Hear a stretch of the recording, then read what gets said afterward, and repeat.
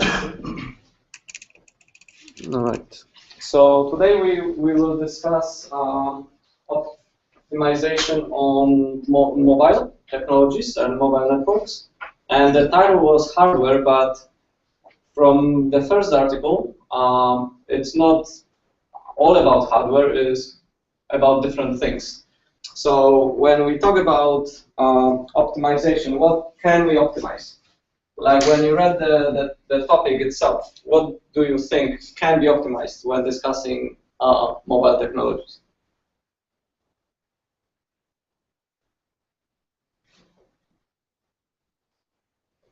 So normally when you do optimization on your programs, what are you optimizing for? Performance. Performance? So resource consumption. So like the CPU time? Yes. Yeah. What else? Memory usage. Memory. What else? Latency. Bandwidth?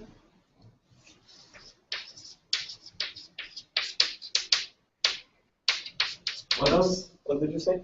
No. So bandwidth is a special case of something in general. So what else we kind of generally optimize? Usage of resources. Yep. So I/O. Right? We try to measure and optimize, the resources, so the disk network, depending on what we need to get the data from. Right. So this is the same on mobile, and almost never you optimize for energy consumption, right? You don't normally try to optimize your software to be energy efficient, right?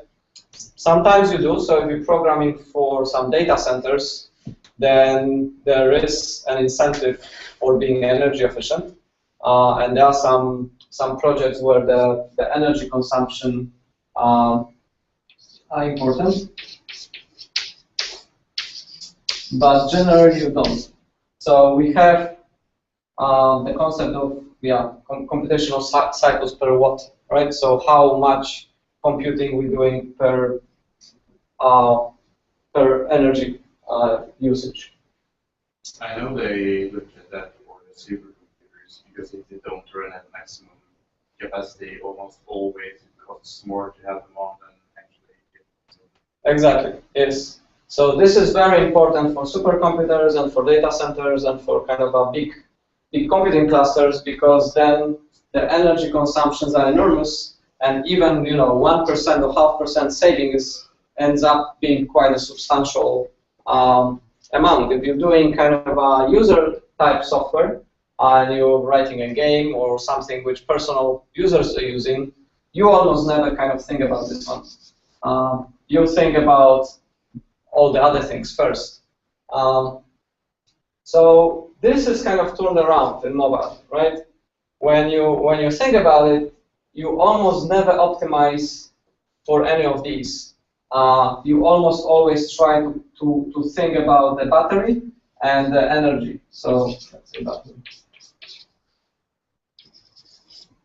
So we kind of focus on in the design process, we focus on the efficiency of the energy consumption first before we optimize the other things. It is related. So optimizing for energy means we kind of using the CPU efficiently, and we're using the bandwidth and memory efficiently as well. So we can minimize the usage of these three. That ultimately reduces the power consumption as well. But it's sort of we think about that first, and that sort of follows, instead of doing that first and that follows. So one of the important sort of lessons for building mobile software is to plan how energy efficiency is achieved, and there are two broad categories. So one is when you have a device, you're thinking how how efficiently use the resources and the battery which I have on that device, right? So for some types of programs, that's all you have to do. The other aspect is the networking. So the communication back and forth from the device. So the networking and the device itself are the two aspects which we kind of pay attention while designing the system and while thinking about energy consumption, right? So there have been quite an interesting developments in Android where they kind of try to pay attention to this a little bit more. So Android is quite an interesting platform because it allows reuse of components, right? So how many of you did Android development? All right, so I will just briefly mention it. So when you're developing a software, you're usually building a little components, and you're putting them together, and then you build a bigger application, right? So those components are either services or activities or other types of components which Android has. And then if you have a particular manufacturer, the manufacturer can produce a couple of those components and pack it up, and this is an app, right? So the company one produced an app which does something, and it's composed of certain components. And then company two builds an app, but they have a couple of their own components, but they say, well, actually, it would be kind of good to use this, graph visualization or whatever that component is in our app, so they can use it, right? If a user has both apps installed, this app can reuse a component from another app, and that's fine. That is normally how the Android works. Obviously, if this component is publicly exposed, right? So this company may not want to expose any components, and therefore you can't use it.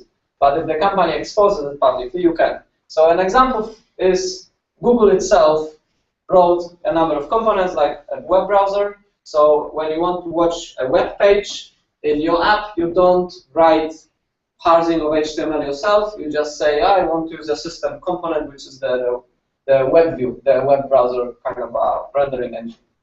And you use it. Maps. Sorry? Google Maps. Or Google Maps, yeah. So there's a number of built-in components which you can reuse, but this metaphor extends to third-party companies as well. So when you're building an app, you can build components which you expose to other apps, and therefore other apps can use your component for whatever they are doing. And that was sort of always there. That was from the very beginning there. And all those apps kind of coexist, and it's sort of like a friendly ecosystem where different components expose different things to other components, and then you can kind of play nicely together. But they were thinking about it, and they thought, well, this app does some networking, and this app does some networking. And there are certain patterns which are the same. So, for example, backup and restore is the same. For example, updating a status is kind of similar feature, right? So they bundle the app into a certain common patterns of interactions, and you have this concept of the sync, right? So you have this kind of round circle which you can enable or disable, right? So the user can enable or disable it, and then if it is enabled, then the operating system will help to do the networking from all different applications in a more efficient way. If it is disabled, it will try not to use the network or try not to use the resources because the user sort of decided it's not a good time to do that. So the user can manually trigger that on and off, and if that is triggered, then that is an indication for all the apps to either do the networking or not. And why it's done? To fire up the networking stack and to kind of do the communication, it's more efficient if you do it in bulk. So if you have multiple requests to be sent, it's better to do it in a bulk instead of kind of doing it one at a time. So this allows the operating system to optimize the requests and the processing of the responses in such a way that it's a little bit more efficient, both in terms of bandwidth and in terms of energy consumption. So we kind of start to see certain features which are built into the operating system, which allows the developers to kind of take the advantage of some of the information the operating system has and make the networking a little bit more efficient. So one of the reasons why this is kind of interesting is because the user can set up certain policies and set up certain behaviors, and for example use Wi-Fi instead of the 3G for doing the syncs. Right? So when you are on mobile network, you don't turn the syncs on. When you're at home with Wi-Fi, you can kind of turn the sync on, and then you will use it. So it is. So this discussion kind of leads us to the concept of the networking stack, right? So do you know the OSI layered networking stack, which starts with the physical data link? Do you know this one? Network, transport, all the way to the 7th layer, which is the application layer. And what is happening is some of the decisions of conducting the communication are taken off the highest third-party application.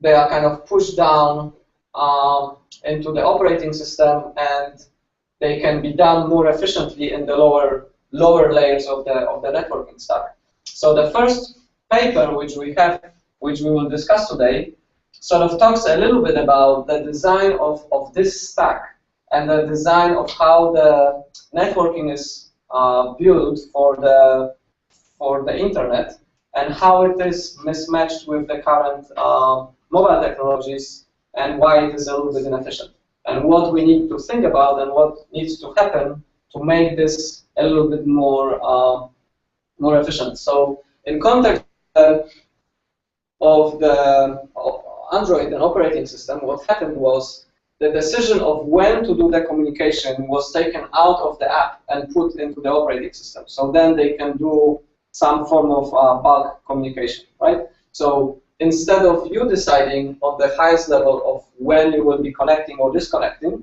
you sort of indicate that there is an information which needs to be requested or needs to be sent, and then the operating system, together with the user who decides when to do certain things, decides of when this should happen. So it's not the application which forces things to happen, it's the operating system and the user which kind of make the networking happen.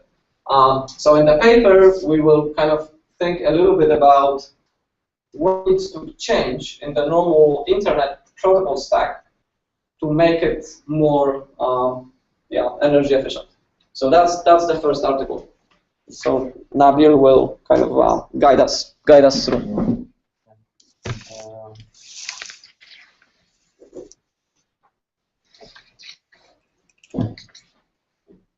So the first article is titled is "In Search of Energy Efficient Mobile Networking." So maybe as you have remarked, the last years the users are more and more dependent on the mobile device, and this is simply why simply because the development of the technology gives us access to different application with our mobile, like network, social network, or YouTube, or our emails, and the main criteria when come to buy our phone now is on the battery lifetime, and many research are done on this field. And so I will present you one paper, which mainly is in three parts. So the first part is just describing the evolution of mobiles from the beginning, like from the cell phones, which are were just used for like just messaging and calling, and next and coming until our modern smartphone, and just this first part just show the evolution of mobiles in general, and in the second part. So they discussed they are comparing the principle of end-to-end principle, comparing it to phaging principle, and I will explain after. Just give you the plan, and in the first part they talk about information-centric principle, and how it would be used in future works. So I don't know if you have the paper. Does everyone has a paper open? Okay. Is this the first one? So yeah. So in introduction, they give some just some information for the current mobiles we have, like the iPhone, which is when it's in standby.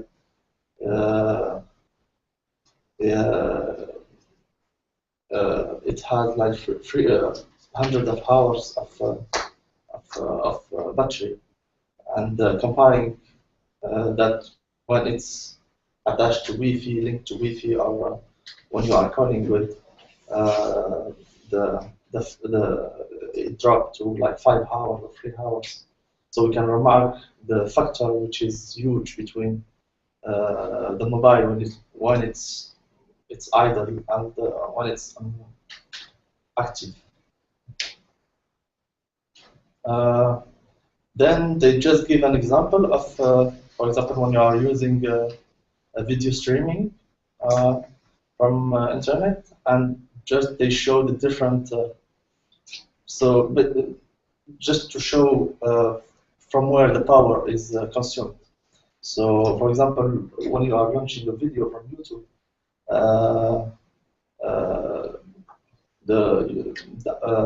an amount of power is consumed for displaying, another for using your CPU, another for the memory operations, and the network connection for them.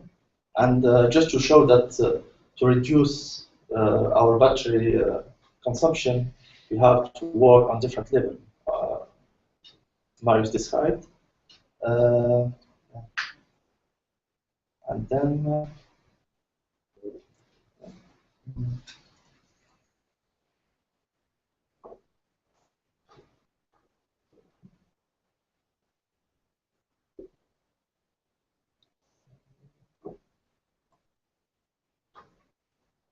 so then they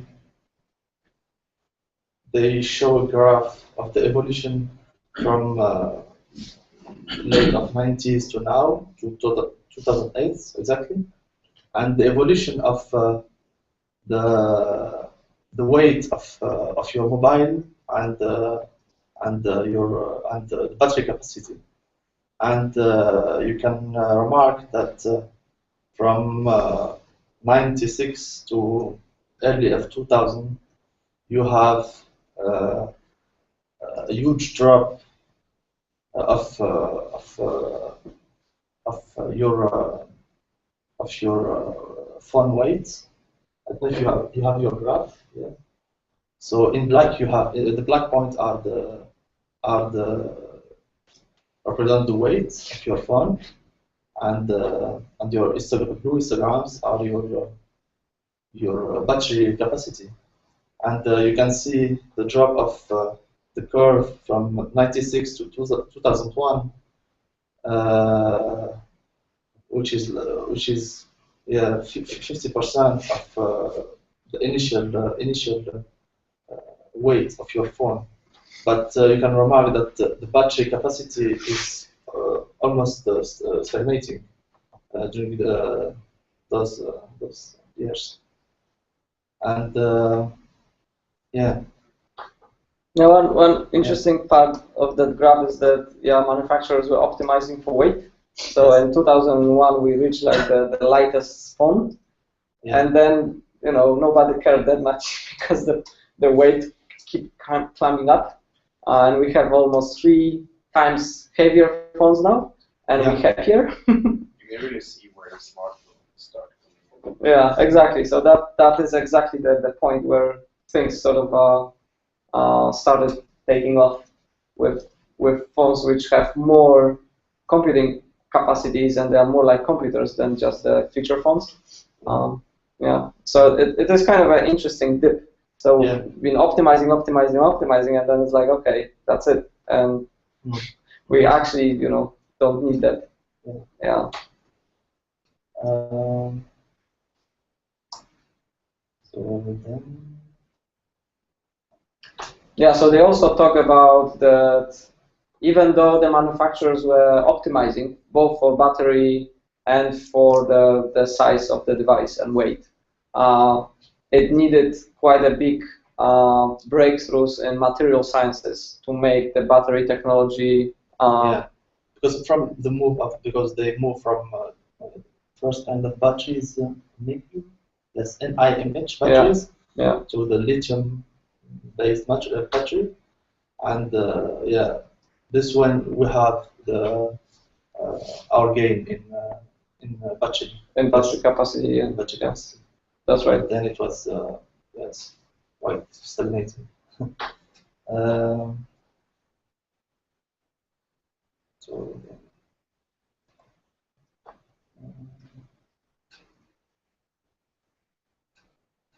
Yeah, so it talked about battery stagnation, and then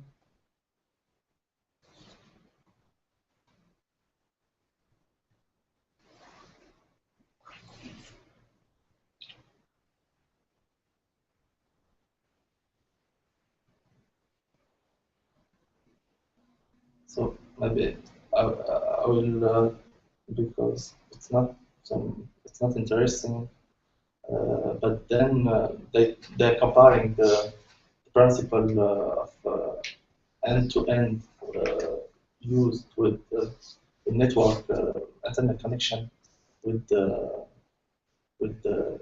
paging mode in GSM network, and so the end-to-end is the connection you make with your internet network, and the difference with paging is that you need your laptop connected to. It's either connected or it is not, because the difference with paging is that your phone can be inactive and just in standby, and can be attached to the GSM network, and just in case you have a call or something, you receive it. But when you hibernate or standby your laptop, you have not access to anything. So and when you restart it, it takes much more time than just reactivating your mobile. And so the big model just showed that the battery saving.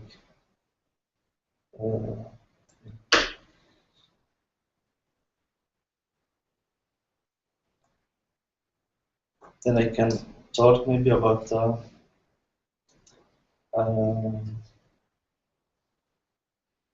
information centric principle.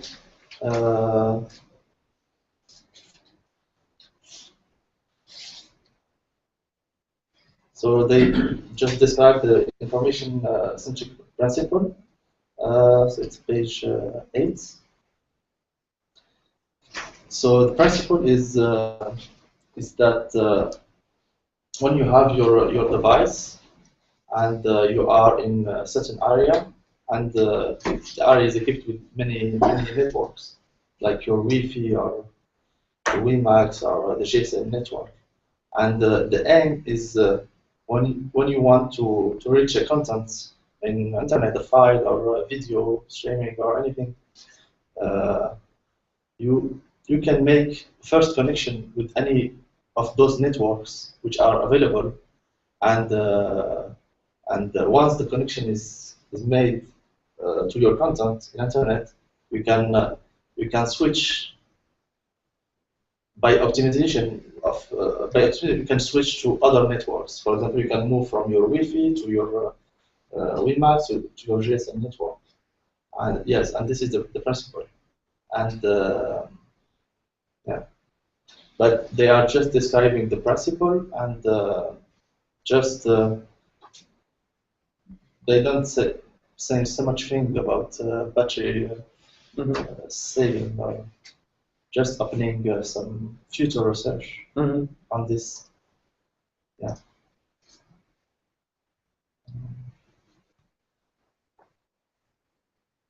Maybe I forget to talk about something.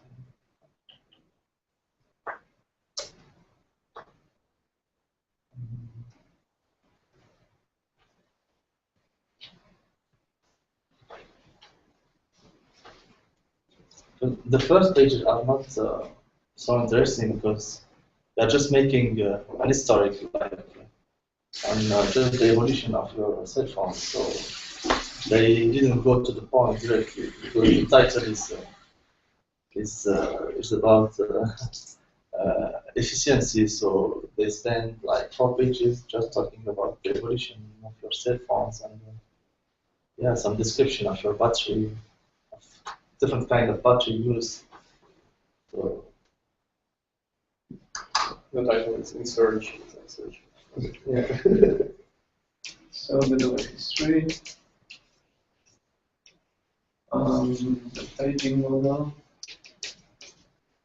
and the content delivery network model. Yeah, what else? What else? Yes. We know a lot about like the IEEE standards for Yeah. And using the nanomaterials for the battery. Yeah. Yeah. Nanomaterials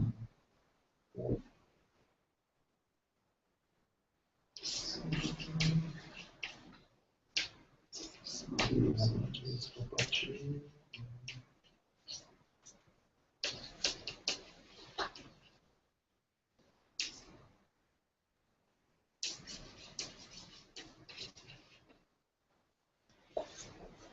So what is the European project they were talking about? Can you talk a little bit about the details of the European project which they were discussing?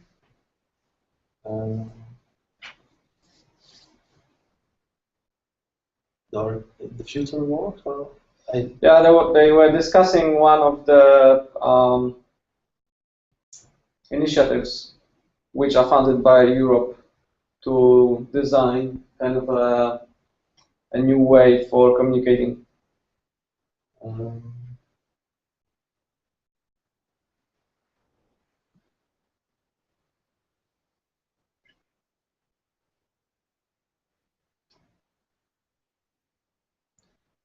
Anyone remember, Stefan? forward project of the orbit, they call it future network or something. Yeah. Yeah. So what that project is about? As far as I understood, they want, because the internet practically consists of very semantically similar items, they want to, the internet now doesn't reflect that at all. Mm-hmm. So they want to set up a model that you can actually say that this belongs together with this other stuff that is exactly the same. Mm-hmm. And it was also something about dislocating the actual data from the location or something. Mm-hmm. Okay, so we will discuss that a little bit more later. So what else is in the article?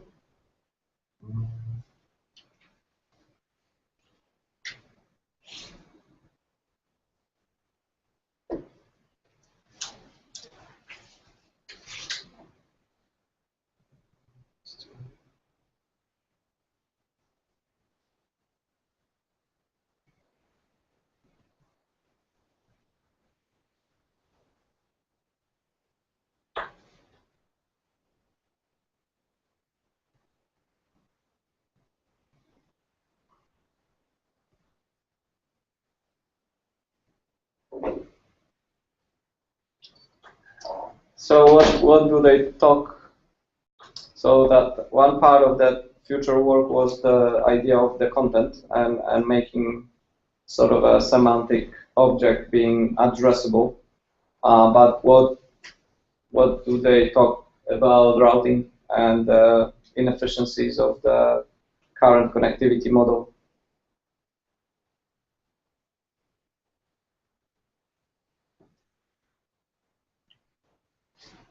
Well, they say something about the power usage of routers and the possibility to turn off routers when they're not used. Yeah.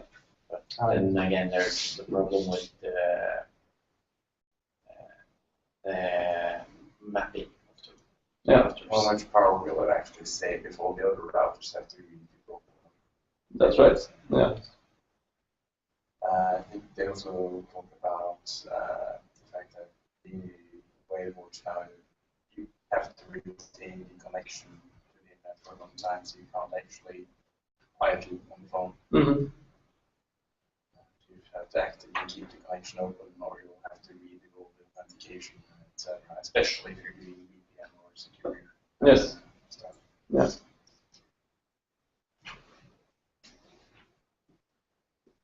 So we talk a little bit about that.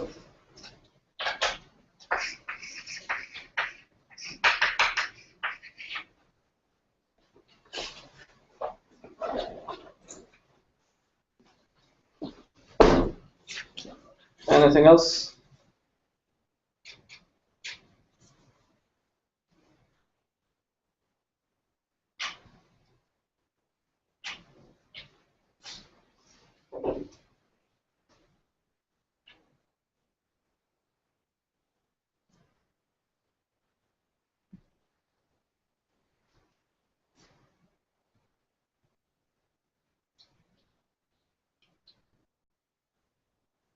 All right.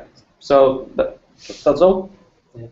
Okay, so let's have a 5 minutes break, and after the break we kind of go back to the article and go back a little bit to the discussion of on some of those elements which they talked about, and we continue after the break.